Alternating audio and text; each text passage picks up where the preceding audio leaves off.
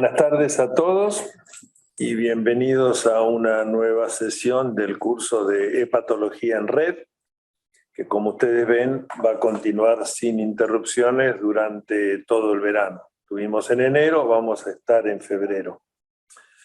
Como siempre, agradecemos a los que hacen esto posible, empezando por Telemedicina del Cruce. Hoy nos acompaña Dayana, que nos asiste.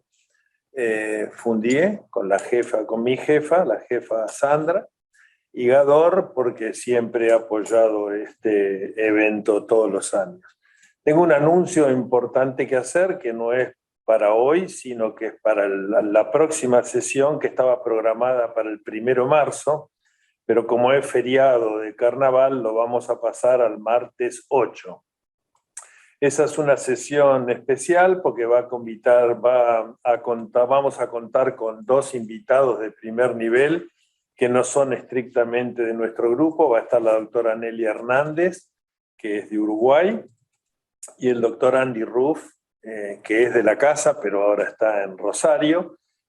Así que recuerden que no es el 1, sino el 8. La primera conferencia de hoy va a estar a cargo de la doctora Ana Chernowski, sobre quistes hepáticos. Este es un tema súper común en la práctica clínica y que quizás no se le da habitualmente la importancia que merece. Y después yo voy a hablar sobre carcinoma hepatocelular, y si bien la charla tiene que ver con trasplante, voy a tocar aspectos que tienen mucho que ver con los que atienden estos pacientes en su vida médica diaria. Así que, sin más que decir, le cedo el protagonismo a Ana para que dé su conferencia sobre quistes. Muy bien, muchas gracias. Vamos a compartir la pantalla. Doble clic. No, así compartir, ¿no? Acá. Y ahora la copita tenés que abrir. Le quedó... Diana. Espera. A ver si no sacarlo yo. Ahora, ¿cómo lo agranda? Le quedó el... A ver, permiso. Que siempre hay... Claro, ahí detalle. ¿Estamos? No. Ahí está. Ahí estamos. Las dos, bueno. Bueno, buenas tardes a todos. Espero que les sirva esta clase. Y bueno, el tema se llama Evaluación de las lesiones quísticas del hígado y un subfoco, la poliquistosis hepática. Acá, en la primera diapositiva, lo que les muestro son 4 ecografías y 4 cosas diferentes. Volviendo después de unos ajustes técnicos, les quería comentar que acá hay 4 imágenes de ecografías. Cada uno tiene una imagen diferente quística. Fíjense, arriba a la izquierda es una lesión oscura, de bordes finos, tiene como una sombra acústica. La de la derecha, la pared parece como que tiene más secos, el contenido también tiene más secos. Abajo a la izquierda parece bien un quiste con líquido, pero hay como unas rayitas que se llaman septos o tabiques, que es diferente. Y la de la derecha, inclusive hasta nos puede dar dudas si son quistes o no, pero son lesiones bien esféricas, con también contenido líquido. Esto es lo que nos pasa en la práctica, digamos que a través de la ecografía a veces como un hallazgo encontramos lesiones y debemos tratar de darle un nombre y apellido. Para poder ubicar y ponerle un nombre y apellido a una lesión quística, nos vamos a apoyar en 3 elementos. Muchísimo con las imágenes, bastante en el contexto que tiene el paciente, los antecedentes, los síntomas, y un poco en el laboratorio. Acá el laboratorio puede no servirnos nada, o decir que tiene una colestasis con PAL y gamma GT elevada, o tener algún marcador como el CA19-9 elevado, pero realmente el aporte del laboratorio es pobre. Hay muchas maneras de clasificar y presentar a los quistes, pero yo decidí acá presentarles con preguntas. Cuando uno se encuentra con un quiste en el hígado, la primera pregunta para hacerse es: ¿un quiste simple o es complejo? El quiste simple se caracteriza por ser anecoico, o sea, no tiene nada en su interior, es homogéneo, las paredes son regulares y finas, no tiene nódulos. Si tiene septos son finos y hasta 2. Puede tener refuerzo acústico posterior, que es esa sombra más ecogénica debido al contraste entre el parénquima y el líquido. Eso es un quiste simple. Un quiste complejo es todo lo contrario. Es heterogéneo, las paredes son irregulares y gruesas, puede tener nódulos en las paredes, puede tener más de 2 o 3 septos, puede tener calcificaciones y nivel de líquido o aire. Esta primera pregunta, digamos, si es simple o compleja, a veces no es fácil de contestar con la ecografía nos genera dudas, vale la pena mirar la imagen ecográfica y observar nosotros si nos parece si es simple o no, y ante la menor duda o inquietud, uno pide un estudio, un segundo estudio, que puede ser una tomografía, una resonancia o una ecografía con contraste. Los 3 estudios deben ser con contraste. La tomografía nos puede servir mucho si la imagen quística tiene calcificaciones en su pared, pero la resonancia es la reina de los estudios, digamos así, y la ecografía con contraste está descrita como muy útil, pero muy poco disponible en nuestros medios, en realidad.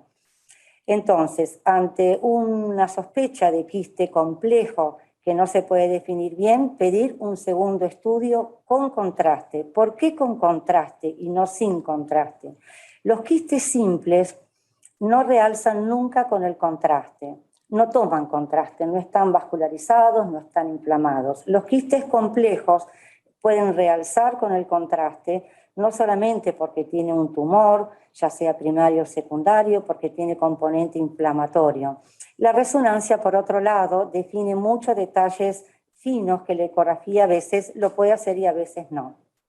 Entonces, la primera pregunta es si el quiste es simple o complejo.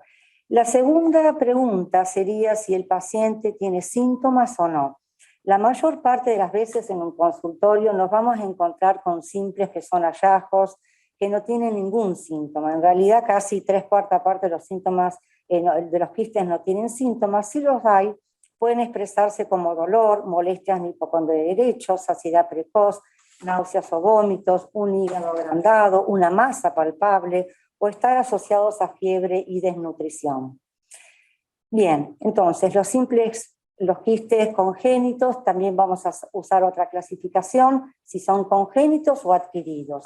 Los quistes congénitos siempre no realzan porque son simples. El más frecuente de todos es el quiste solitario, un 18% de la población lo puede tener. Después está la entidad llamada poliquistosis hepática que vamos a desarrollar, la enfermedad de Caroli, el síndrome de Caroli, que es nada más que lo mismo, pero agregado fibrosis hepática congénita simultánea. Después están los llamados amartomas biliares, son raros, llamados también de complejo de von Weyenburg, y quistes coledocianos. De los quistes adquiridos podemos clasificarlos como infecciosos, ya sea absceso hepático, bacteriano o micótico, parasitarios como el quiste hiatídico o el quiste ameriano. Existen los traumáticos, llamados biloma o hematoma. El biloma es un quiste, es una colección, en realidad de bilis por una pared bien neta, que puede ser intra o extrahepática, habitualmente secundario a una lesión o una cirugía, un traumatismo en la vía biliar. Después están las neoplasias de aspecto quístico. Las neoplasias primarias de aspecto quístico no son muy... El cistoadenoma benigno es poco frecuente. Hay que pedir cerrarle el micrófono. El cistoadenocarcinoma. Después están unas neoplasias biliares epiteliares que serían equivalentes a las neoplasias ductales también del páncreas. Muy rara vez puede haber un hepatocarcinoma de aspecto quístico y el llamado sarcoma embrionario que se ve en los niños de muy mal pronóstico y de rápida evolutividad. Dentro de las neoplasias hepáticas, las secundarias son las metástasis, hay de varios lugares, uno de los más frecuentes es el cáncer de colon, el hígado es un sitio de mucha metástasis, pero estas imágenes de aspecto quístico, que no son las más frecuentes, pueden venir de ovario, próstata, testículo, páncreas, riñón y tumores neuroendocrinos. Bueno, Un simple y corto repaso de dónde vienen estos quistes congénitos simples. El desarrollo del árbol biliar es primero una capa fina, acá que rodea a la rama de las venas portas, que después se duplica y va avanzando e involucionando, avanza e involuciona, hasta llegar, como en este dibujito, a una vena, a un conducto venoso, portal y un canalículo biliar chiquitito. Las malformaciones desde el inicio del árbol biliar hasta las ramas más finas periféricas en el hígado dan, según la altura, diferentes malformaciones y quistes. Si es en la vía extrahepática, es el quistes coledocianos o coledocodilatados en forma fusiforme, bueno, hay toda una distinta clasificación. Cuando es de las ramas intrahepáticas, esta malformación, acá lo ven, está difícil sin un mapa. Bueno, acá arriba a la izquierda abajo vemos que hay como una doble membrana que rodea el sistema de la vena portal. Eso es Caroli, es conductos biliares de mediano calibre. Cuando este avance y retroceso quedan despertigados en el parénquima hepática restos de conductos biliares de mediano o pequeño calibre, se llama enfermedad poliquística, y cuando son muy chiquititos y quedan muy en la periferia, no conectados con la vía biliar, se llaman amartomas biliares. Hay otro intermedio que se llama fibrosis congénita biliar. Bueno, eso es para explicarles cómo es el desarrollo, y vamos a empezar a ver entonces lo que vemos más frecuentemente, un quiste simple congénito solitario. Se da habitualmente en la mujer de mediana edad. La mayoría son asintomáticos. Si consultan, puede haber dolor y náuseas porque sangró, porque creció. Pueden ser tan chiquitos de 1 centímetro como hasta 30 centímetros de diámetro. Puede estar aislado o ser varios en uno o ambos lóbulos. En general, ¿qué se hace con estos quistes? Nada, se los controla en un primer año, segundo año, se le puede hacer una ecografía, por un tiempo, no hay nada estandarizado de cuánto tiempo. Es muy útil, a veces viene el paciente después de 5 años que sabe que él tiene un quiste simple en el hígado y viene a pedir la ecografía todos los años. Después de 5 años uno puede hacer una tablita, poner el número de quiste, diámetro del quiste, dónde está y ver la evolutividad. Y si ese quiste de 2 centímetros no creció en 5 años, bueno, no hace falta indicar un seguimiento continuo. No son quistes que se van a complicar si no crecen y no se transforman. Si molestan porque son grandes o han sangrado, se los puede aspirar y realizar alguna terapéutica como la escleroterapia o la fenestración. Acá observamos otra imagen, otro tipo de quiste. Fíjense, a la izquierda hay 2 flechas, hay un quiste. Cada vez que muevan, no hay un mouse, ¿no? No, me resulta. Sí, pero, bueno, toco la... Bueno, mejor no. Bueno, lo que se ve entonces son estas imágenes quísticas pequeñitas, agrupadas. Hay una imagen nodular hiperintensa cercana a ese quiste. En la derecha vemos también lo mismo, como agrupación de quistes, y más arriba también podemos observar esa imagen densa. A la derecha hay una colangioresonancia y lo que se observa, el árbol biliar que se conecta con estos quistes.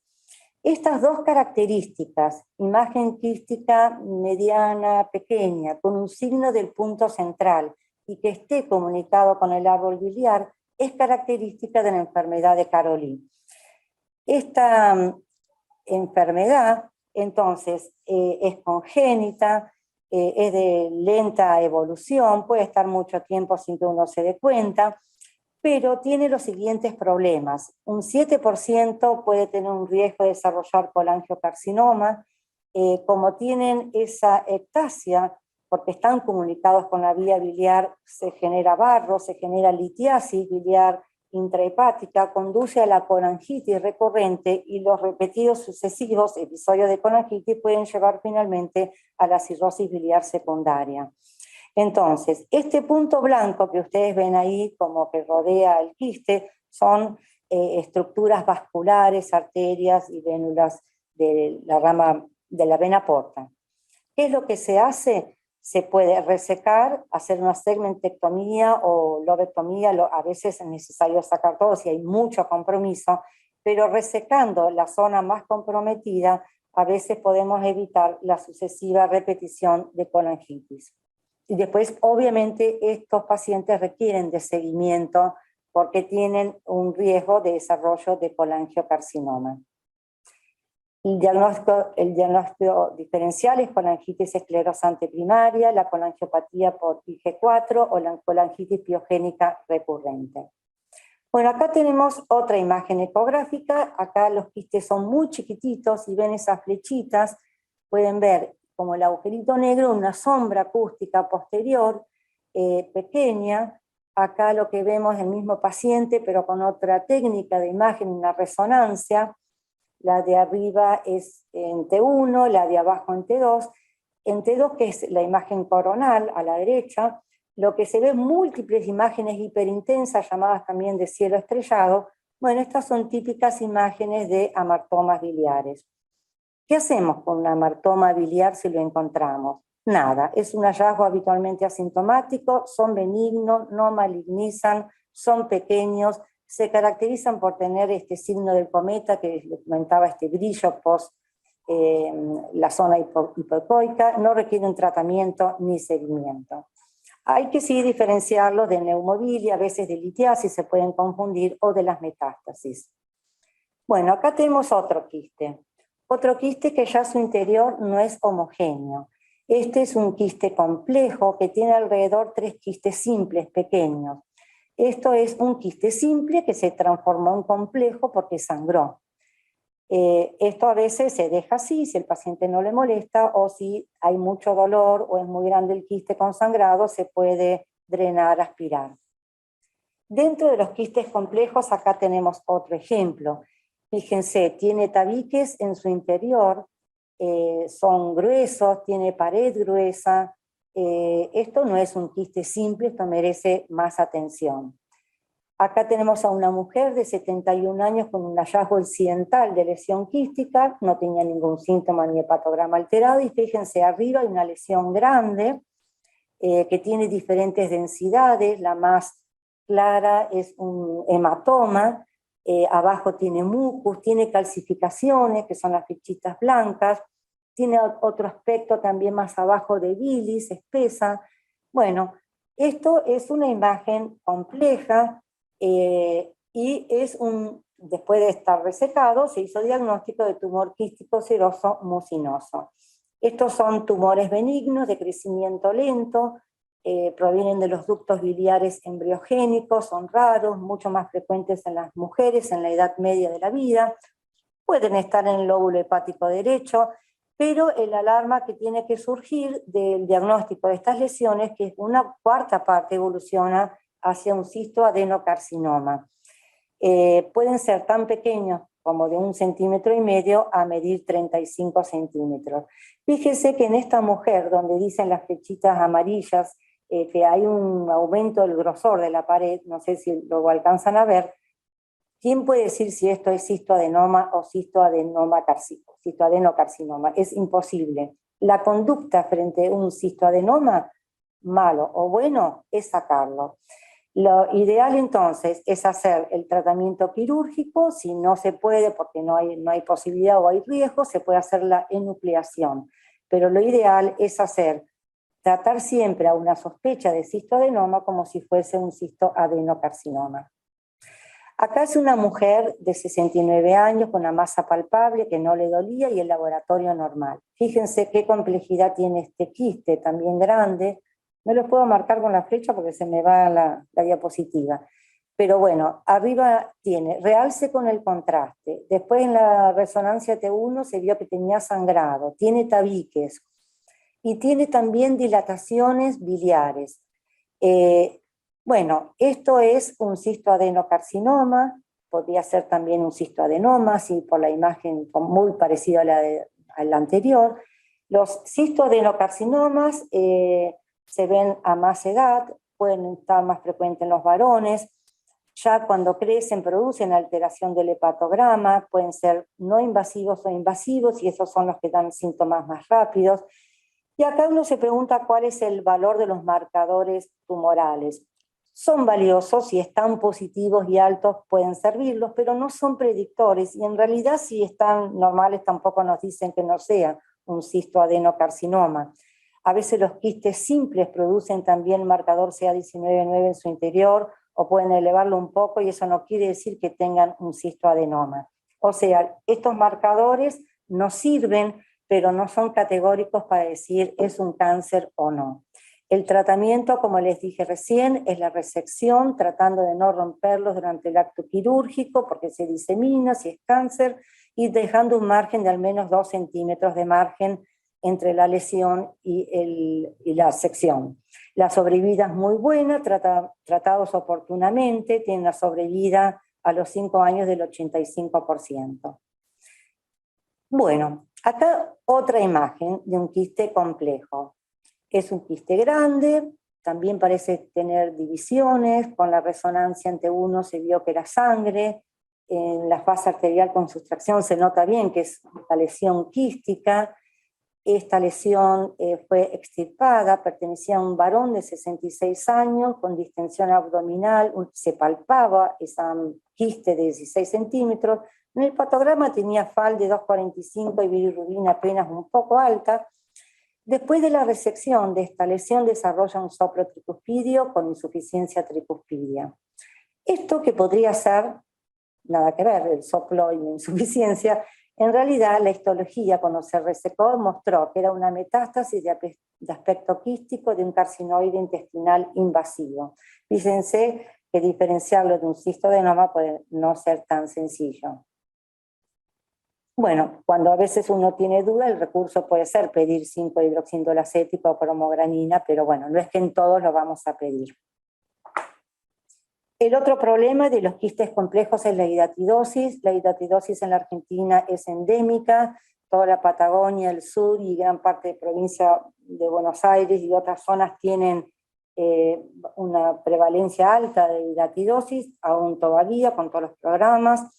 Así que bueno, es una cosa que nos podemos, un diagnóstico que debemos tener en mente, que nos podemos enfrentar en algún momento, más los que viven en el interior. Y también quería recordarles que las serologías de la hidatidosis pueden ser negativas en los dos extremos del ciclo vital del quiste datídico. Cuando es muy temprano el quiste datídico o ya está involucionado, calcificado, ya está inactivo, el quiste, las serologías pueden ser negativas. O sea, recordar que las serologías negativas para la hidatidosis no descartan que esa imagen pueda ser un quiste hidatídico. Sí, cuando hay etapa intermedia, en estadio 3, 2, 3, realmente la serología nos va a servir mucho. Bueno, acá les presento, que a lo mejor ya la conocen, la clasificación famosa de Garvey en 5 tipos. Acá arriba a la derecha lo que ven es un quiste que parece un quiste simple. Está dibujado y si uno presta atención, hay como una densidad a la derecha, es la arenilla. Si uno mueve, le hace la ecografía, eso se mueve y cae como el signo del nevado. Después, la segunda etapa del quiste datídico es cuando se empiezan a desvitalizar, se desprende la membrana interna, se ve doble membrana. Ya en el estadio 3 el quiste tiene su multiplicación con septus, vesículas hijas. En el cuarto estadio empieza a involucionar, se ve heterogéneo, casi no se ve líquido. En el quinto el quiste está heterogéneo y calcificado. El diagnóstico entonces es por ARCO5, por test de inmunofluorescencia, el test de ELISA, IgG, que es lo ideal, y se puede pedir la confirmación con el Western blot de IgG. La eficiencia de estos test es de un 81%. ¿Qué hacer con estos quistes datídicos? El tratamiento de elección es albendazol, 3 meses antes de una cirugía planificada, si uno decidió operarlo. También se puede hacer lo que se llama las siglas PAI, que es punción, aspiración, inyección de una sustancia esclerosante como alcohol, etanol, alcohol puro o solución hipertónica, y la R de reaspiración. Son bastante exitosos y a veces no hay que hacer nada. Un quiste datídico en estadio muy chiquitito temprano o tardío como calcificado, no se hace nada. El éxito del tratamiento en general es muy bueno con estas elecciones. Acá nada más que para recordar entonces que la hidatidosis va a estar presente en los ambos extremos del reconocimiento de las lesiones focales, ya sean quísticas o sólidas. En las etapas tempranas el quiste hidatídico se puede confundir con un quiste simple, solitario, la etapa más avanzada con un cistoadenoma, y ya cuando se torna más sólido el diagnóstico diferencial puede ser un hemangioma o un hepatocarcinoma. Otra imagen. Acá vemos un quiste, que lo vimos en la primera diapositiva, con ecos, heterogéneo, la tomografía, ya esto no es un quiste simple, hay edema, son todas diferentes, no hay una cosa nítida. Esto asociado a dolor, debilidad, anorexia, fiebre o pérdida de peso, hepatoesplenomegalia, leucocitosis, hepatograma alterado, neumonitis o derrame o nivel. Bueno, obviamente esto es un absceso. Después se verá si es absceso piógeno, fúngico o amebiano, pero esto es un absceso. Es importante que a veces estos abscesos en la ecografía tienen asociados trombosis portal, que también hablan de, bueno, flebitis y complicación. Ahora vamos a entrar entonces en el tema de la poliquistosis en el foco opuesto de quistes congénitos simples, la poliquistosis hepática. Esta es una imagen de poliquistosis arriba por ecografía, después se ve con la resonancia bien hiperintensa. La poliquistosis, la definición es un poco arbitraria. En general se dice para arriba de 20 quistes. Algunos en consenso proponen que el umbral sea más bajo y que sea de 10. Bueno, entre 10 y 20 pareciera ser un umbral razonable para decir se habla de poliquistosis. Es un trastorno genético hereditario, autosómico dominante, y tiene dos formas de presentarse, la hepática aislada y la hepatorrenal. En la poliquistosis lo que se produce es un trastorno de la arquitectura, son de esos, como dijimos, esos conductos que quedaron aberrantes y perdidos en el parénquima hepático empiezan a crecer, se agrandan, y lo que generan en primer lugar es un trastorno de la arquitectura y muy después recién alteran la función del órgano, pero pueden llevar finalmente al déficit muy al final de la función hepática, pero fundamentalmente llevan mucho más rápido al déficit de la función renal con insuficiencia renal y necesidad de trasplante renal. Esto es la mutación genética. En la genética de la poliquistosis tiene una penetrancia del 80%, o sea que el 20% tiene test genético para poliquistosis, pero nunca hace ni un quiste. A la misma carga genética la presentación es muy diferente. Hay algunos que tienen poquito quiste y otros que le va re mal y tienen todo el hígado lleno de quistes. Acá ven dos líneas, la de arriba es la carga genética de la poliquistosis renal y la de abajo la hepática. En la renal predomina un gen, que es el PKD1 que ven ahí, pero en la hepática la mayor parte del gen es este color gris que se llama GUR, que en realidad significa genéticamente sin resolver. Entonces la pregunta es necesario realizar test genético? No. En la poliquistosis hepática el screening se hace hacia los familiares con ecografía, no se pide test genético porque no hay un test genético específico que nos confirme que esa persona o ese niño va a desarrollar poliquistosis. En lo renal es diferente porque hay un gen dominante y eso lo manejan en general los nefrólogos, no desde la hepatología. Bueno, hay el mecanismo del desarrollo de esta malformación genética se plantea. Una es intrauterina. En el embarazo, durante el desarrollo, hay una mutación germinal, pero con eso no alcanza. Hay una segunda mutación somática, o sea, ya en el individuo, que hace que se disminuya la síntesis de una enzima policistina, 1 y 2. Esta policistina, esto imaginemos que es el conducto aberrante que quedó desperdigado en el parénquima, quedó aislado de la vía biliar, ¿no es cierto? Quedó ahí. Disminuye la policistina, disminuye la entrada de calcio y esto estimula la producción de AMP cíclico, y el AMP cíclico aumentado genera, por un lado, la secreción de líquido dentro de ese conducto y la proliferación de los colangiocitos. Esto lleva al crecimiento progresivo del quiste. Los quistes crecen con la edad, tienen un predominio francamente femenino, que además le agrega la carga de mayor progresión y severidad. Las molestias pueden ser desde nada a tener molestias, rápido aumento del volumen, hepatomegalia. La determinación del volumen hepático es importante tratar de estimarlo. En promedio puede aumentar un 2% en medio año, un año. En una mujer joven, que son las que tienen mayor riesgo de progresar rápidamente, mujer de menos de 48 horas puede duplicar un 5% el volumen hepático versus en ese tiempo el varón de menos de 1%. El crecimiento de los quistes hepáticos y renales está vinculado con la cantidad de número de embarazos y de hecho en la mujer menopáusica, cuando bajan los niveles de estrógenos, los quistes, el crecimiento se detiene, no involuciona, pero sí se detiene. Y básicamente el 80% de los trasplantados por poliquistosis hepática son mujeres.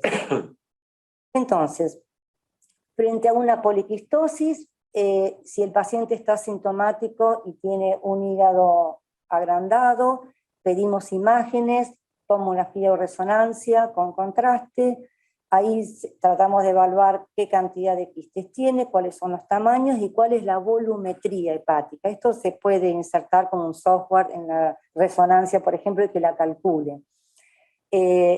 Entonces, las imágenes después pueden ser clasificadas de acuerdo a los criterios de SIGOT o de KIM en leves, severas, moderadas, y eso se puede elegir un sistema de clasificación para estimar la severidad.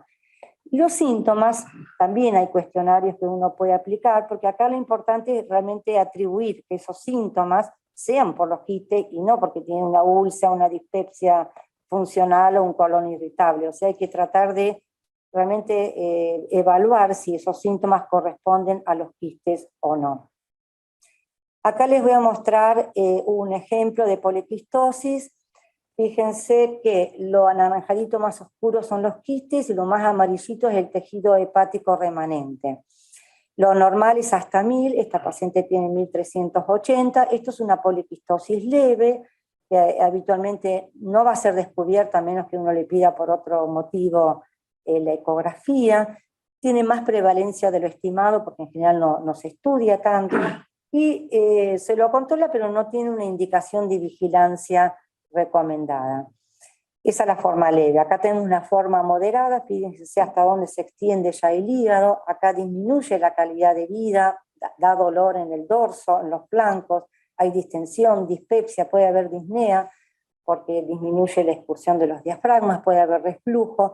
Acá el volumen es de 2800 mililitros por metro.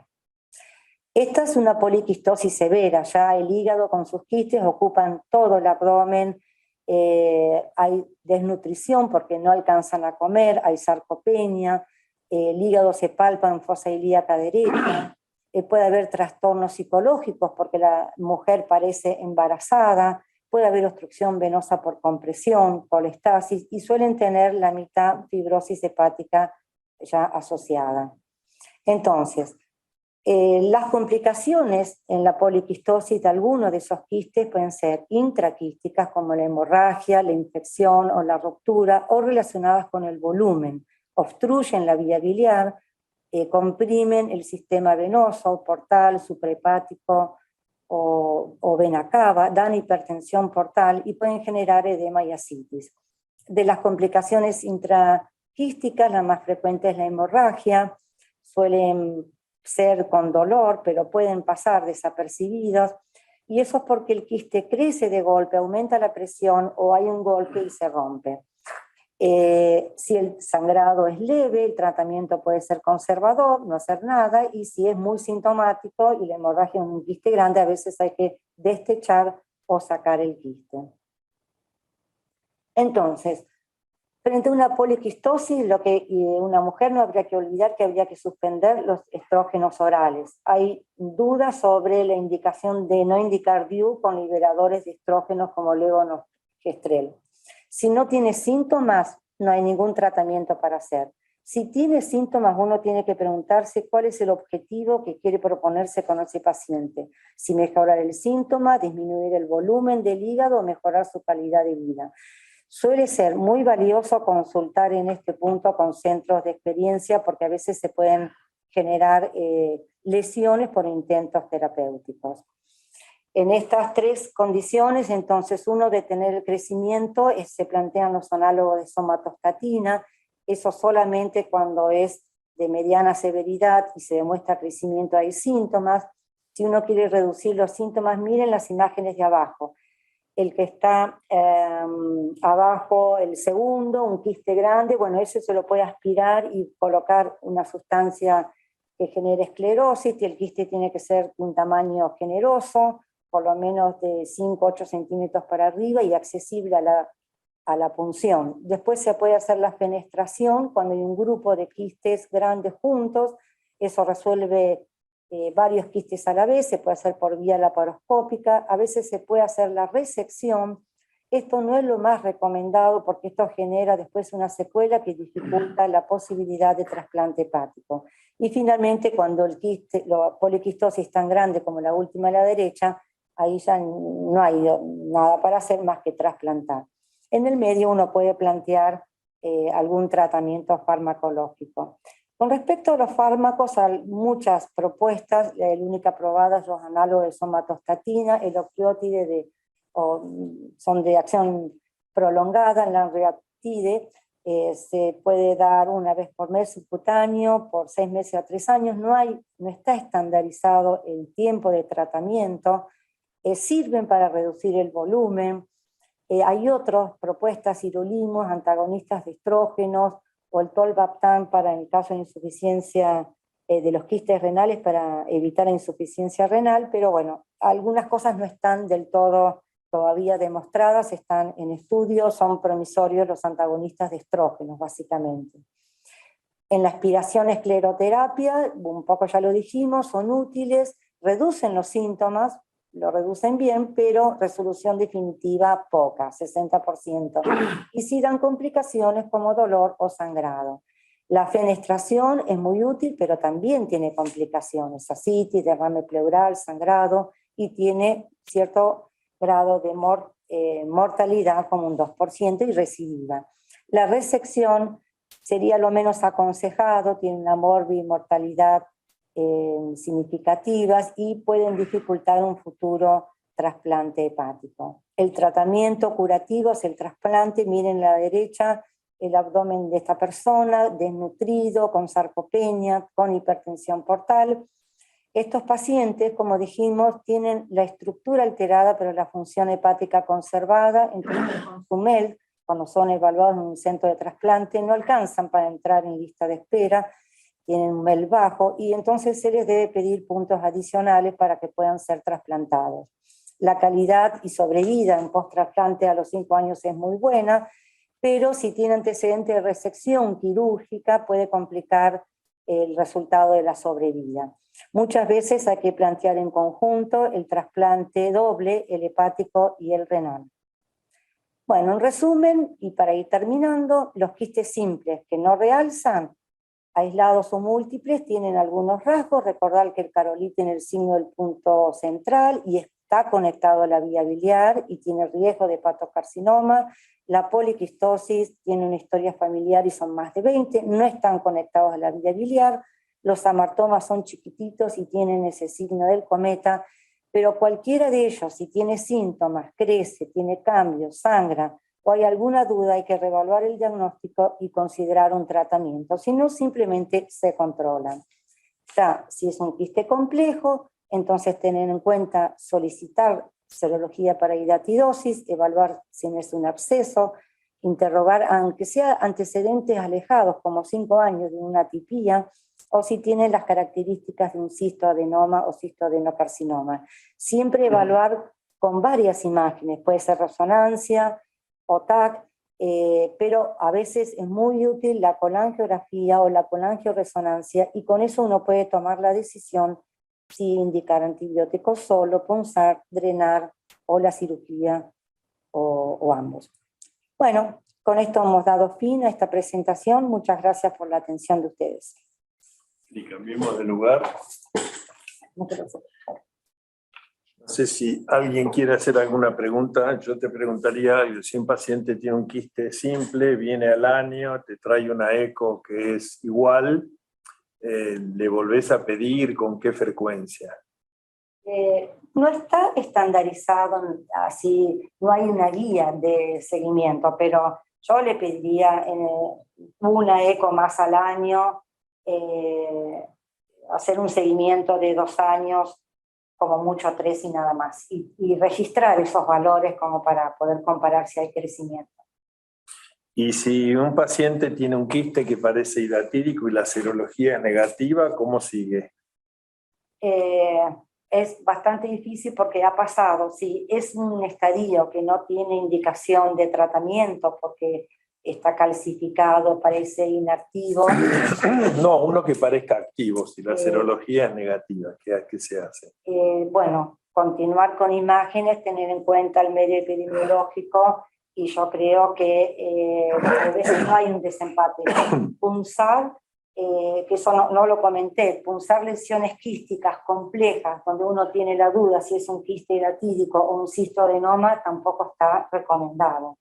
Así que habría que proceder con la consulta de cirugía y ver si justificaría con el medio endémico revisar. No sé si vos opinás otra cosa.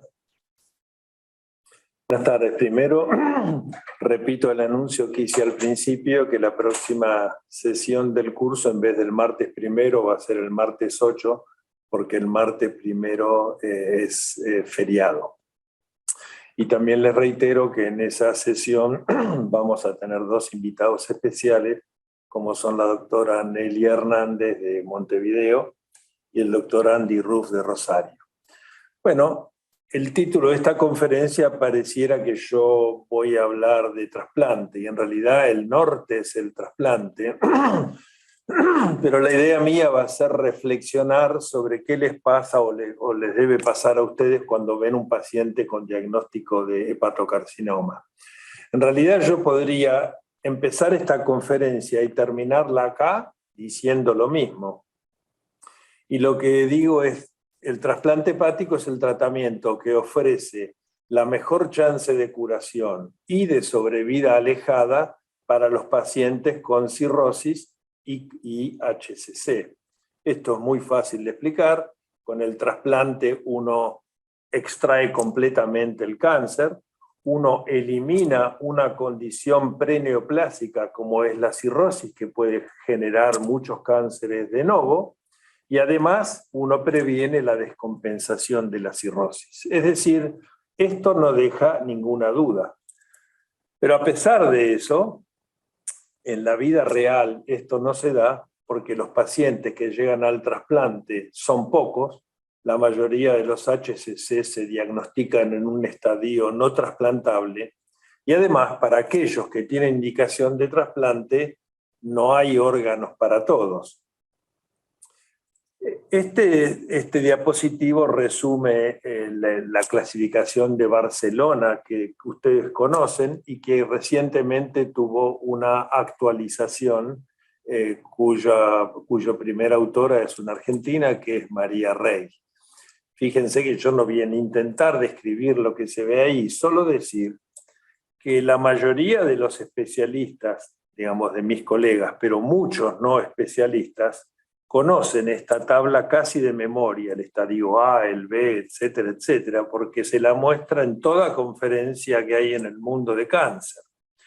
El problema es que más allá de verla reiteradas veces, cuando se apaga la tomografía y muchos médicos van al consultorio, en la vida real las cosas son diferentes. Como ustedes saben, entonces el mayor problema que tienen los HCC es que uno llega tarde, en un estadio que no se puede hacer demasiado. Y para tratar de cambiar esa situación, desde hace muchos años se hace screening con ecografía, con o sin alfa-fetoproteína. Ahora, el problema es que para hacer un screening que lleve a un final feliz, se necesita un operador entrenado, es decir, no cualquiera puede hacer ecografías en pacientes cirróticos. No todos los equipos de ecografía son adecuados, Y no todo ecografista le da al screening la importancia que tiene. Y la importancia que tiene es tan sencillo como hacer que un paciente pierda la opción de curarse o lo contrario, que el HCC sea detectado en una etapa en la que se puede hacer algo útil. Pero todos los días tenemos este tipo de anécdotas en la cual un paciente se le dice tiene un nódulo de regeneración y 6 meses después viene con un cáncer avanzado. O también pacientes que tienen una ecografía normal y a los 6 meses vienen con un nódulo de 10 centímetros con trombosis portal cuando ya no se puede hacer nada. Así que a veces muchos radiólogos, o en este caso ecografistas, tienen mucha imaginación y uno tiene que tener, primero, respetar el screening y segundo, uno le tiene que dar mucha importancia a este tipo de hallazgos. De hecho, muchas veces tenemos tomografías y resonancias con tumores grandes y ecografías normales, incluso en instituciones que tienen la especialidad desarrollada. Ahora bien, los avances científicos tienen ciertas paradojas y desde hace muchos años hay muchísimos programas en los cuales se dice cualquiera puede tratar una hepatitis C, un médico de familia, un generalista, el que fuera. Y eso está muy bien, pero esta conducta lleva a que hay muchos pacientes en la comunidad que se curan de la hepatitis C, es decir, desarrollan respuesta viral sostenida, pero que tienen estadios cirróticos o presirróticos, digamos F3, F4. Y por lo tanto, quizás no hemos difundido el mismo mensaje de la importancia del screening. Y por eso, todos los días, vemos cada vez más pacientes con HCC avanzado, muchos de los cuales se han curado de la hepatitis C en la comunidad y no han tenido un screening que les permita detectarlos en un estadio en el cual uno puede ser realmente útil. Hoy el diagnóstico de hepatocarcinoma es un diagnóstico relativamente sencillo en una institución que tenga imágenes decentes. Ya no estamos hablando del último resonador o el último tomógrafo. El HCC es un tumor arterializado, es un tumor que tiene arterias y por lo tanto se llena en la fase arterial. Es muy fácil de ver que en la fase portal lava, primero se pone blanco, después se pone más oscuro, porque en la fase portal es donde realza más el parénquima, y en la fase tardía a veces existe o no una cápsula. Y hoy sabemos que todo esto está reglamentado y que hay una forma homogénea que tienen los radiólogos, no solo en cáncer de hígado, para tener una nomenclatura universal. Y ese es el LIRADS. Entonces, cuando uno tiene un LIRAD 3, es simplemente le está diciendo al médico, míralo esto, repetilo. Cuando uno tiene un LIRAD 5, eso es diagnóstico, no hace falta otra cosa. Es un tumor con llenado arterial, vaciado portal, cápsula y que crece. Y el LIRAD 4, en la vida real, lo mejor es pensar que el LIRAD 4 es LIRAD 5 y actuar como tal, porque la mayoría de los LIRAD 4 son cánceres que por algún motivo no dieron lo más típico como para rotularlos como LIRAD 5. Es decir, el diagnóstico de HCC hoy es un diagnóstico relativamente sencillo. Así que una visión práctica cuando uno encuentra un nódulo en un paciente con cirrosis es decir, bueno, en los cirróticos es infrecuente encontrar metástasis. Si ustedes se ponen a pensar cuántos pacientes con cirrosis ustedes diagnosticaron con metástasis de un cáncer extrahepático, es poco frecuente. De la misma forma, es poco frecuente encontrar tumores benignos. Y esto probablemente esto se debe a que la intensa fibrosis impide el crecimiento del tejido foráneo. Pero una visión práctica es que todo nódulo en un paciente con cirrosis debe ser considerado como un HCC hasta que se demuestre lo contrario.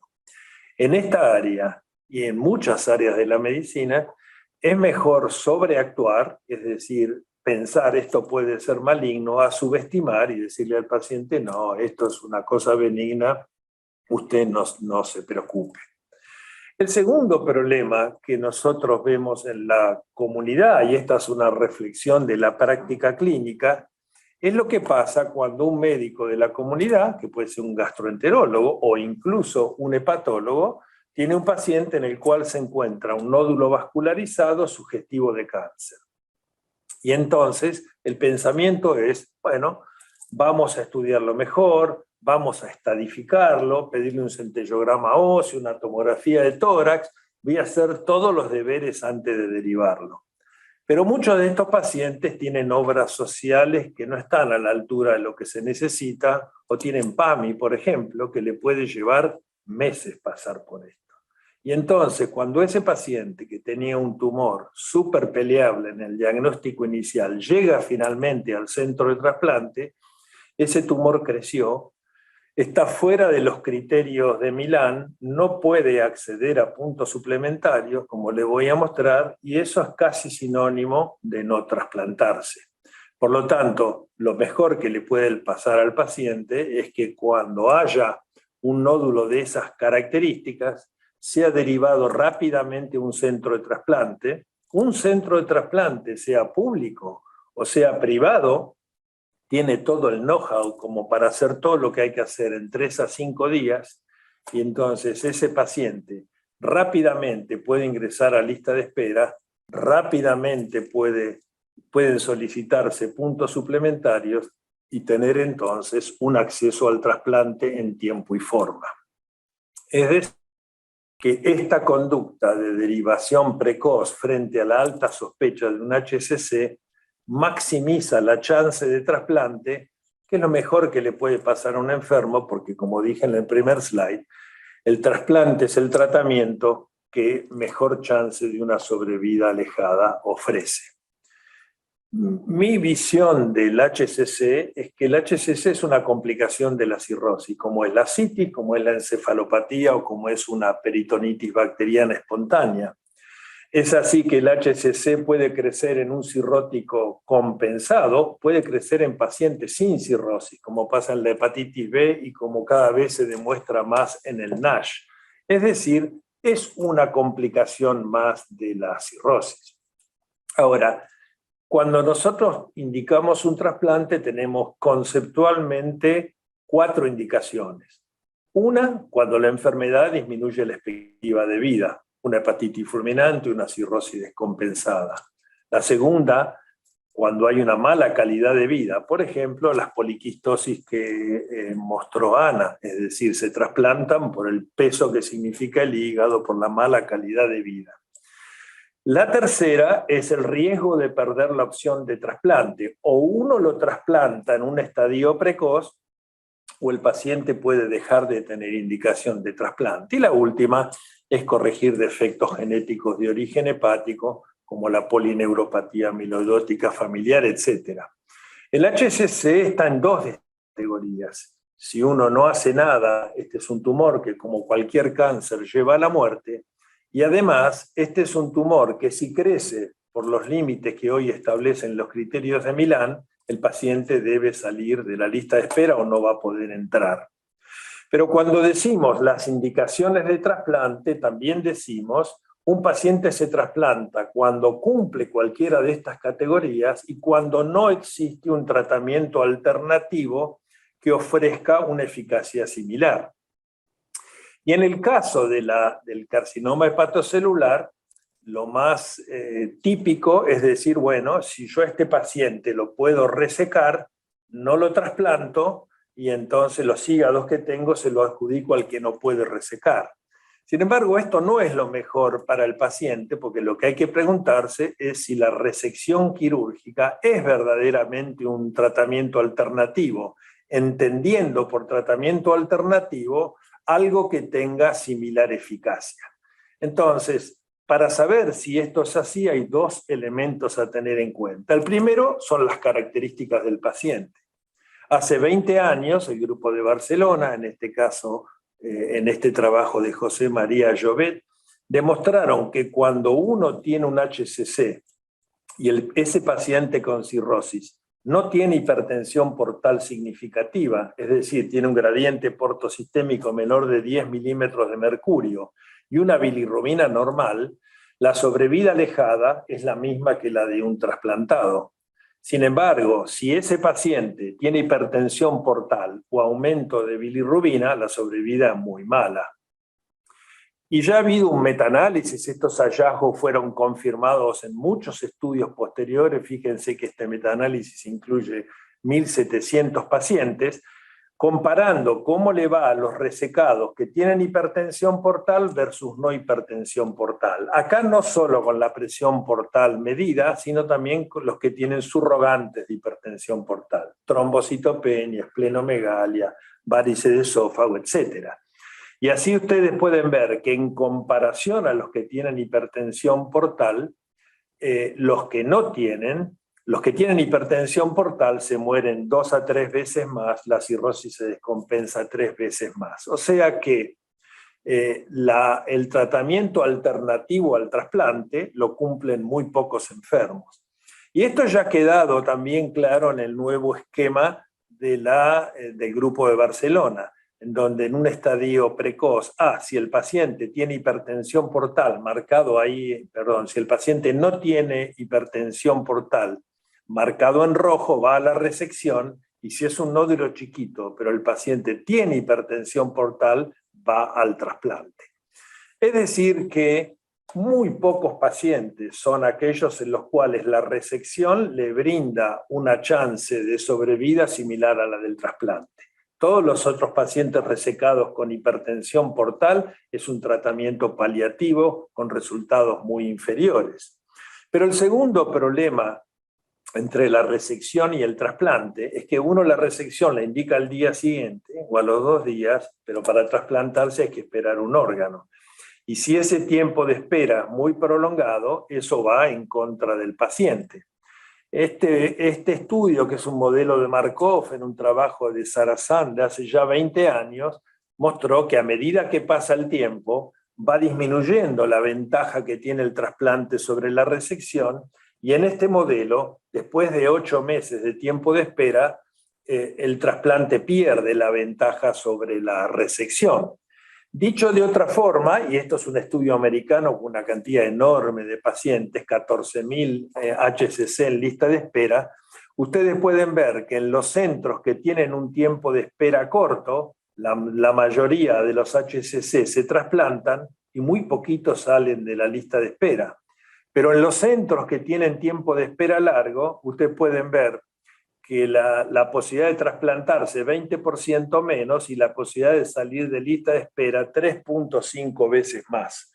O sea que para que el trasplante sea un procedimiento curativo, el tiempo de espera no debe ser muy prolongado. Y esto mismo vimos en Argentina. Este es un trabajo combinado del Hospital El Cruce y el Hospital Británico sobre 185 pacientes con HCC dentro de Milán que recibieron puntos suplementarios. Fíjense la diferencia por grupo sanguíneo. Los grupos que no son 0, o sea, AB, no A, B y AB, se trasplantan la mayoría, casi ninguno se muere en lista de espera y el tiempo en lista de 60 días, 2 meses, por lo menos prepandemia.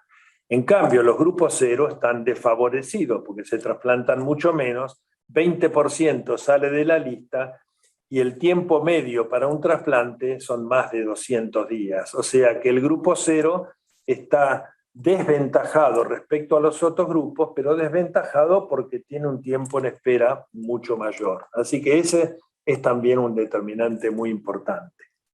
Ahora, ¿qué pasa en el mundo con las indicaciones de trasplante hepático? Lo que están viendo acá es lo que pasa en Estados Unidos en pacientes que se trasplantan por cirrosis sin cáncer.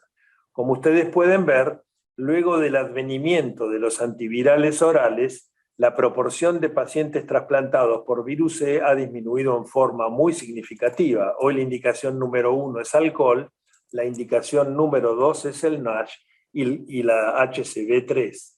Pero no es lo que ha pasado en el cáncer, por lo que yo decía antes, porque los pacientes que se curan de la hepatitis C no descompensan la cirrosis, pero siguen haciendo cáncer. Entonces, mientras la indicación de trasplante por cirrosis baja, la de cáncer sube. Y si bien ha bajado un poco, sigue siendo por lejos la indicación más frecuente en HCC, el HCC vinculada al virus C. ¿Y qué pasa en Argentina? Bueno, este es un trabajo de Melissa Dirchwold trabajando con la base de datos del INCUCAI, Y ustedes a la izquierda pueden ver que hasta el advenimiento de los antivirales orales, la indicación de trasplante por cirrosis por virus C aumentaba un 7,8% por año. Y desde que vinieron los antivirales orales pasó lo opuesto, baja un 10% por año. Pero si miran el gráfico de la derecha, van a ver que si bien la indicación por cirrosis baja, al igual que en Estados Unidos, aumenta 10% por año la indicación de C con cáncer. Y este es un gran problema y por eso necesitamos detectarlos más precozmente. Ahora uno puede decir, bueno, en Argentina, ¿cuál es la etiología de la cirrosis en pacientes que tienen HCC? Bueno, hay un sinnúmero de series. Algunas series son estudios multicéntricos de centros que tienen trasplante y otros que no. El segundo es la base de datos del INCUCAI y después hay de varios centros de trasplante juntos o aislados. Y ustedes pueden ver que hay bastante divergencia entre todos los estudios, incluso estudios que tienen los mismos autores. Pero si ustedes miran la columna de C, pueden ver que el C en Argentina en pacientes con cáncer va de 30 a 60, el alcohol de 15 en el recuadro celeste a 24, criptogénica y NASH se expresa de formas distintas, cuando uno lo junta va de 12 a 28, quizá la más diferencia es en el B que va de 1 a 19.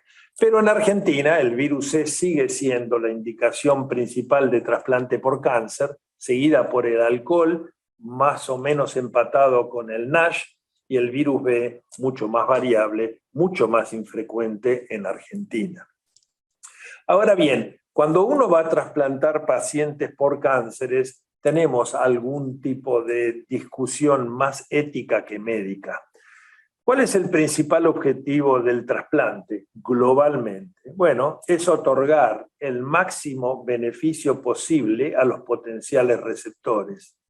Y cuando uno trabaja en sistemas de distribución de órganos, lo que uno tiene que tener claro es que los órganos obtenidos de donantes cadavéricos son un recurso público valioso, el cual debe ser distribuido con justicia y con equidad. ¿Y qué pasa entonces en el trasplante por cáncer? Bueno, de alguna forma confronta los criterios de justicia individual con justicia colectiva. ¿Cómo es esto? A ver, si uno le dice a un oncólogo que uno tiene un tratamiento que otorga una sobrevida alejada de 40%, eso es el jackpot. Eso puede ser considerado excelente para un paciente con cáncer, pero no para otros candidatos en la lista de espera que tienen mayor expectativa de vida, el doble, 80%. Por lo tanto, cuando uno indica un trasplante en pacientes con cáncer, hay que contemplar las necesidades individuales, pero sin desventajar al resto de los candidatos. Ese es el concepto de utilidad, que es darle el órgano a aquel paciente en el cual ese órgano va a ser mejor utilizado en el sentido de la mejor sobrevida. Y esto es un problema en el cáncer. Pero se ha aprendido mucho. En el año 1983, cuando se hizo el primer consenso de trasplante, en realidad se escribió, esto está escrito en el Hepatology, que uno trasplantaba los HCC que eran irresecables y que estaban dentro del hígado, es decir, que no tenían diseminación extrahepática. Eso llevó a que se trasplantaban tumores grandes, multicéntricos, con invasión ganglionar y vascular, y los resultados eran horribles. Una sobrevida a los 5 años de 18%, lo cual simplemente quería decir que se seleccionaban mal los candidatos. ¿Cómo fue cambiando entonces la cosa? Bueno, se vio que cuando uno trasplantaba hepatocarcinomas incidentales, definidos porque las imágenes no los veían, pero se descubrían en el explante, generalmente eran tumores chicos, como ven la sobrevida de estos cirróticos con tumores chicos era igual que la de los cirróticos sin cáncer. Entonces ahí surge el concepto de tamaño y estadio para intentar seleccionar los mejores candidatos a trasplante por HCC. Y por más que Vincenzo Mazzaferro fue el que creó los criterios de Milán, fue un cirujano francés, Henri Bismuth, que en realidad tiró el concepto de que más que trasplantar a los irresecables, había que trasplantar a los pacientes que eran resecables. Y él en su serie comparó en las rayas rojas, en las barras rojas, los resultados de los que se trasplantaban siendo irresecables en un periodo de tiempo del 85 al 91, pero en el 92 empezaron a trasplantar los resecables. Como ven al pie de la diapositiva, la mayoría eran tumores chicos y la mayoría tenían menos de 3 nódulos. Y ustedes pueden ver que al trasplantar los resecables, la recurrencia y la sobrevida era mucho mejor que cuando trasplantaban los tumores grandes. Y esto fue lo que Vincenzo Mazzaferro hizo. Y para que aquellos que creen que las ideas tienen que tener muchos pacientes, este estudio del New England Journal of Medicine con un número muy chico de pacientes es el que creó los criterios de Milán, diciendo que cuando uno trasplanta pacientes con un nódulo único menos de 5 centímetros o hasta 3 nódulos menos de 3, la sobrevida a los 5 años era 80%, igual a la de los pacientes sin cáncer. Y a partir de este trabajo de Vincenzo, en todo el mundo se acepta que los mejores candidatos a trasplante son los que cumplen los criterios de Milán. Y si ahora miramos series muy grandes, esta es una serie americana, del registro americano, con 11.800 trasplantes en el 2018, ustedes pueden ver en el gráfico de la derecha y la izquierda que la sobrevida es la misma en pacientes trasplantados con HCC dentro de Milán que en los trasplantados con cirrosis sin cáncer, con sobrevidas a los 5 años prácticamente iguales, 76% y 75%. Es decir, esto está demostrado, los pacientes con HCC dentro de Milán andan tan bien como los cirróticos sin cáncer. Y esto es lo que se usa en Argentina y en casi todo el mundo, es decir, a los pacientes que están dentro de Milán para que puedan acceder al trasplante antes de que el cáncer progrese, se le da 22 puntos de mel sodio al ingreso en lista y cada 3 meses se le da un punto más hasta que el paciente se trasplante. Ahora, lo de Mazzaferro no es un capricho, porque se sabe, digamos, que estadificar por tamaño y número de nódulos son subrogantes de la agresividad del cáncer. Y así ustedes pueden ver que cuando tienen un HCC con un nódulo mayor, con un nódulo grande, menos de 3 centímetros, el nódulo principal tiene menos de 3 centímetros, eso tiene menos invasión vascular, menos nódulos satélites y menos número de nódulos. Es decir, que lo que hicieron con los criterios de Milán es seleccionar un subgrupo de pacientes con buen pronóstico. Pero ningún sistema es perfecto. Entonces, hoy en Argentina, el paciente que está dentro de Milán recibe puntos suplementarios de MEL y aquel que está fuera de Milán no recibe nada y se tiene que trasplantar con los puntos que le otorgue la cirrosis. Pero el gran problema, y por algo que no es muy claro, la mayoría de los pacientes con HCC tienen cirrosis compensada. Entonces, si uno no les da puntos suplementarios para acceder al trasplante, la chance de trasplantarse es muy limitada. Ahora, el sistema de Milán es un sistema dicotómico, sí o no, pero no es perfecto. En primer lugar, porque el diagnóstico radiológico pretrasplante tiene errores. Este es un estudio que hizo Nora Cejas hace unos años. Tomaron 158 explantes de pacientes trasplantados por cáncer en el INCUCAI, en la base del Sintra, y ya de pique 10% no tienen cáncer, es decir, los nódulos eran no cáncer. Pero cuando los que tenían cáncer se miraron, un 5% era un cáncer chico, T1, los Milán son T2, y un 20% era más que T2. Por lo tanto, poniendo todo esto junto, 30% o casi 30% de los HCC trasplantados por radiología no eran Milán. Por otro lado, hoy se sabe que el número y el tamaño de los nódulos son buenos criterios de inclusión, pero no son los únicos. Se sabe que hay 2 elementos en HCC que empeoran el resultado del trasplante, como es la invasión microvascular, que se ve en la pieza, y el grado de diferenciación del HCC. Ahora, esto no lo tenemos pretrasplante, salvo que uno le haga biopsias, pero sí tenemos un marcador subrogante de estos criterios de mal pronóstico, que es la alfa-fetoproteína. Se sabe que los HCC con alfa-fetoproteína elevada tienen un fenotipo más agresivo, son tumores más indiferenciados, tienen más invasión microvascular, etc. Y se sabe bien, y este es simplemente uno de los trabajos, una enormidad de pacientes del IUNOS, que cuanto más alta es la alfa-fetoproteína, menor es la sobrevida post-trasplante. Hay una relación directa. Y en nuestra propia experiencia, en la serie combinando el británico y el cruce, ustedes pueden ver que cuanto más alta es la alfa-fetoproteína, más alta es la chance de que el HCC recurra post-trasplante. Es decir, es un biomarcador que no es perfecto, pero no es muy útil. Y por último, no solo que el diagnóstico radiológico no es perfecto, no es solo que la alfa-fetoproteína puede identificar pacientes, pero hay algunos pacientes que tienen tumores chicos y les va mal.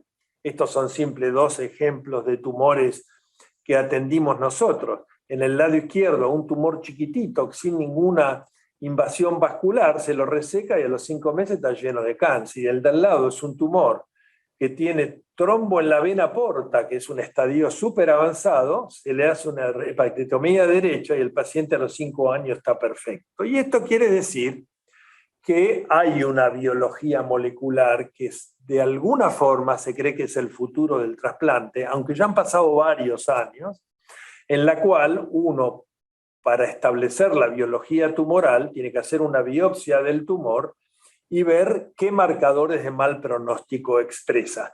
Y esto puede venir, y ahora en un minuto yo les voy a dar un ejemplo de algo muy parecido a esto. Es decir, que cuando uno dice los Milán les doy punto, a los no Milán no les doy, hay un margen de error que es apreciable. Dicho de otra forma, los criterios de Milán excluyen muchos pacientes que se curarían con el trasplante, y desde hace ya muchos años que se estudia en el mundo la posibilidad de ver cómo podemos identificar a los pacientes que están fuera de Milán, pero les va bien con el trasplante. Entonces, ¿qué opciones tiene hoy un paciente que está fuera de Milán? Porque muchos de ustedes quizás ven un paciente con un tumor que excede los Milán y dicen, esto no es para trasplante, no lo mando. Y en realidad no es así. El tema más de fondo sería cambiar el sistema, otorgando puntos suplementarios a pacientes que están fuera de Milán. Eso se llama criterios extendidos, pero que son de buen pronóstico. Yo no voy a perder un minuto tampoco en explicar todo esto en detalle, porque es un tema muy trasplantológico. Pero como les decía al principio, el conflicto entre la justicia individual y colectiva, la pregunta que uno debe de hacer es, ¿cuál debe ser la mínima sobrevida a 5 años para justificar el trasplante en pacientes que están fuera de Milán, con criterios extendidos? Esto es motivo de controversia. La definición clásica de futilidad es que hay que tener 50% de sobrevida a los 5 años. Los modelos de Markov dicen 60%, y el modelo de Vincenzo Mazzaferro de hasta 7 criterios 70%. El promedio sería que para trasplantar pacientes fuera de Milán tienen que tener una sobrevida a 5 años no menor al 60%. Ahora, hay varias clasificaciones de criterios extendidos que no voy a mostrarles porque no tienen ningún sentido. La de la Universidad de California San Francisco, la de Marina Berenguer en Valencia, la de Mazzaferro, la de Toronto. Pero fíjense, y esto sí es importante, que en todas estas series, cuando se trasplantaron estos pacientes con criterios extendidos, pero de buen pronóstico, las sobrevidas a 5 años fueron bien por arriba del 60-70%, lo cual quiere decir que hay pacientes que están fuera de Milán, pero les va tan bien como los Milán. Y yo creo que el mejor ejemplo, no es porque uno lo tenga que adoptar, es el modelo de Toronto. Porque en el modelo de Toronto no consideran ni el número ni el tamaño, o sea, no le dan pelota al Milán, pero sí los biopsian. Cuando los cánceres, cuando los HCC son indiferenciados, en la biopsia del tumor los excluyen. Si son diferenciados, independientemente del tamaño de los nódulos, los trasplantan. Y como ustedes pueden ver ahí, la sobrevida a 5 años, comparando los que están dentro de Milán o los que están dentro del modelo de Toronto, prácticamente lo mismo, 70% a los 5 años. Y una cosa interesante es que en ningún caso se diseminó el HCC por biopsiarlos, que es un miedo histórico por el cual se trata de evitar la biopsia en estos pacientes.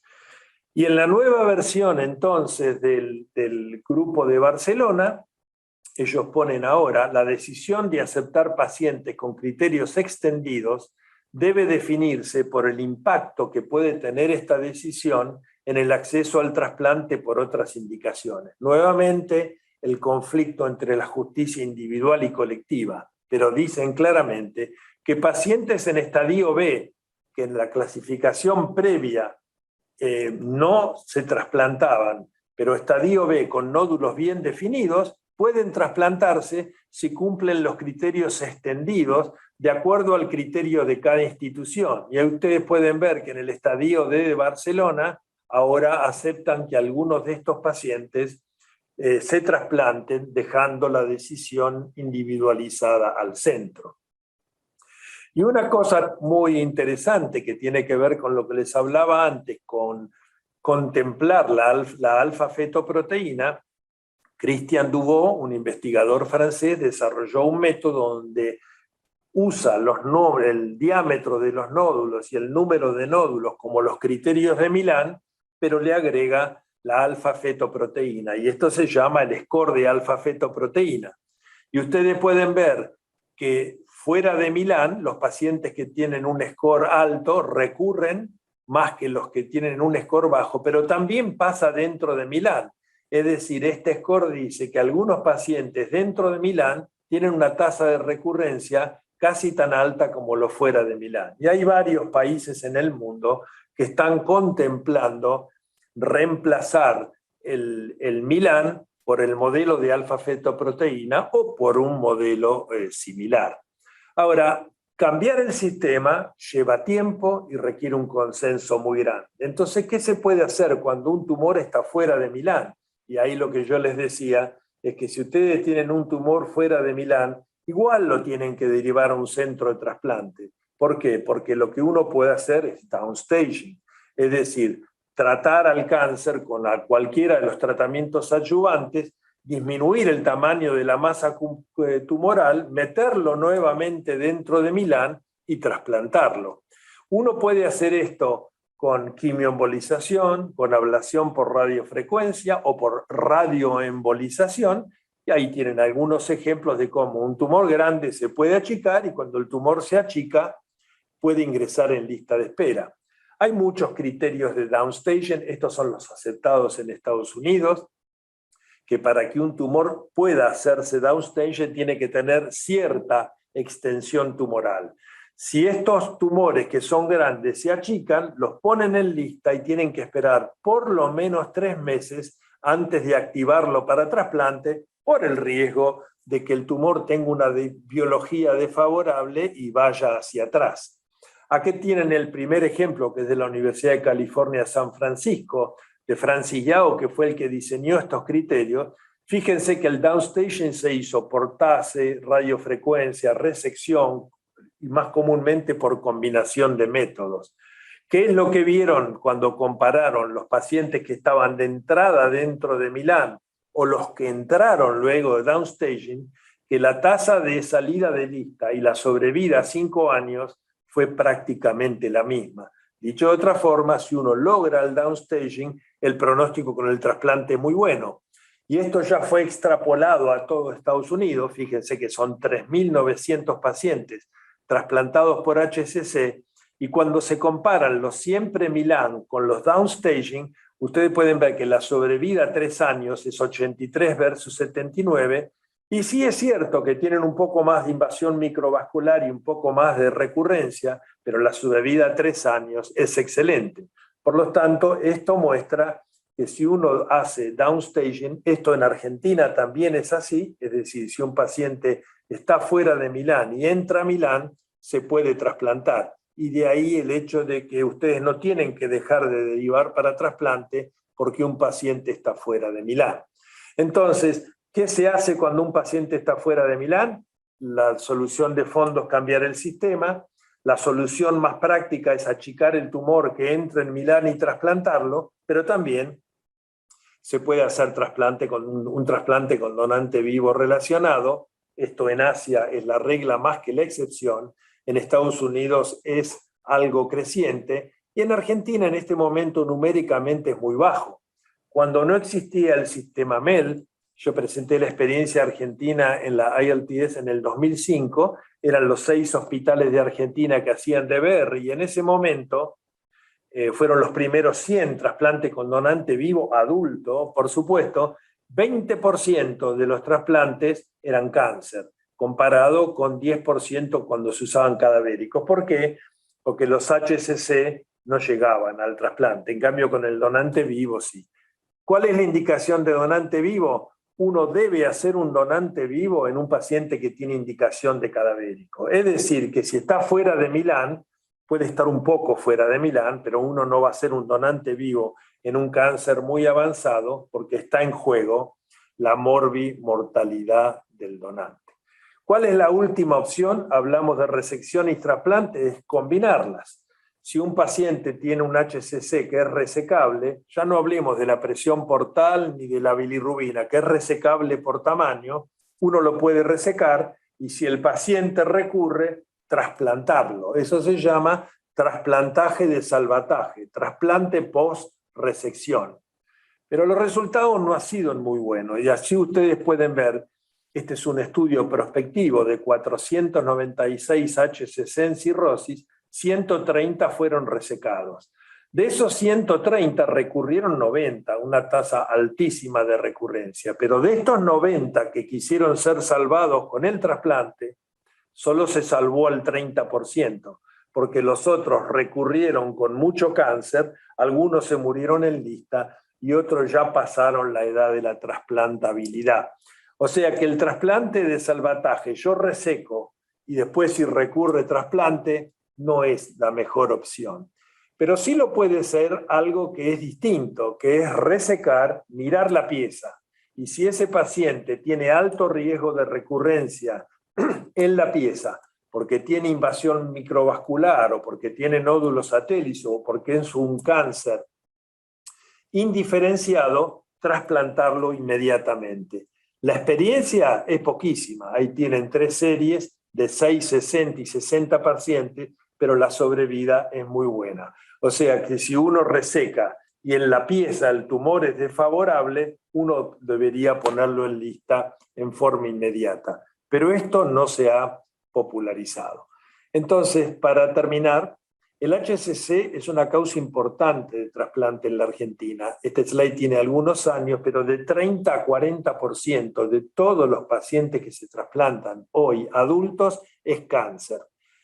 Hay un tema claro de justicia en Argentina, esto lo refleja bien este trabajo también de Nora Cejas mirando los datos del INCUCAI, y ustedes pueden ver que cuando uno compara los pacientes trasplantados con puntos suplementarios versus los cirróticos sin cáncer que se trasplantan por MEL, los HCC están muy favorecidos. Se trasplanta el doble, se mueren mucho menos en lista y salen mucho menos de lista. Incluso cuando uno compara los HCC con MEL suplementario versus los cirróticos con MEL real, la salida de lista por muerte y exclusión es mucho más en los cirróticos sin cáncer. Por lo tanto, hay un conflicto en Argentina y en todo el mundo entre la justicia individual y la colectiva que requiere algún ajuste.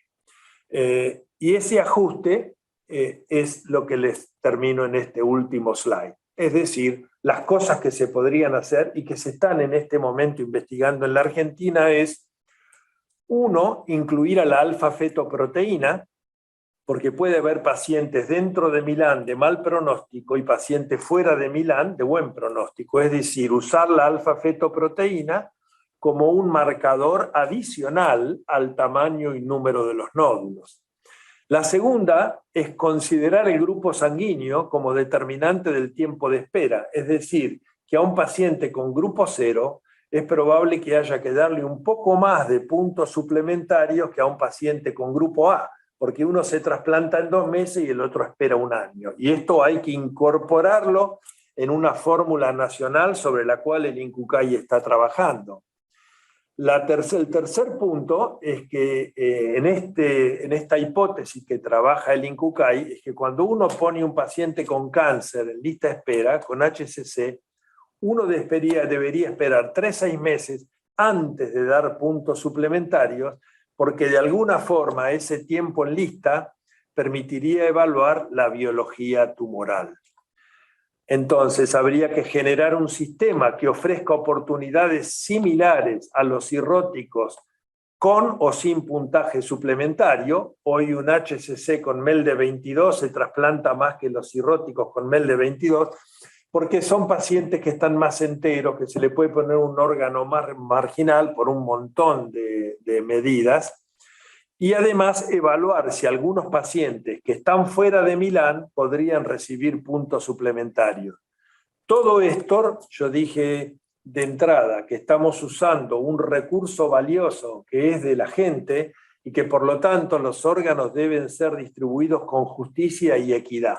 Entonces, todos estos puntos de mejorar la adjudicación de órganos para pacientes con cáncer y compararlo con aquellos que no lo tienen, va a requerir el diseño de un nuevo sistema y, por supuesto, el consenso de todos los programas de trasplante. Entonces, empecé diciendo que el trasplante hepático es el tratamiento que ofrece la mejor chance de curación y sobrevida alejada, y dije que esto lo iba a mostrar al principio y al final, y de esto no cabe duda, porque uno saca completamente el tumor, elimina la cirrosis, que es una enfermedad preneoplásica, y además al poner un hígado nuevo uno puede curar el cáncer, pero si se descompensa la cirrosis tampoco es un buen negocio.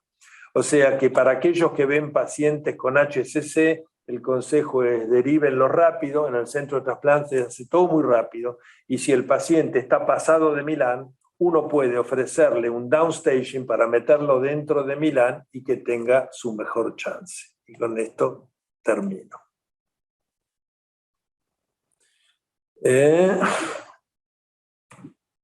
Habitualmente no son preguntones, así que no creo que haya preguntas, todos saludan. Si hay alguna pregunta, se las contesto con gusto, y si no, paramos acá. Y les repito entonces que 1 de marzo no vamos a tener reunión, que la pasamos al martes 8 con los 2 invitados que le mencioné. Así que sin más que decir, les deseo a todos buenas tardes, a los que ya volvieron de veranear, bueno, que la pasen lo mejor posible, y a los que todavía no veranearon, que lo hagan con placer y sin COVID. Hasta la próxima.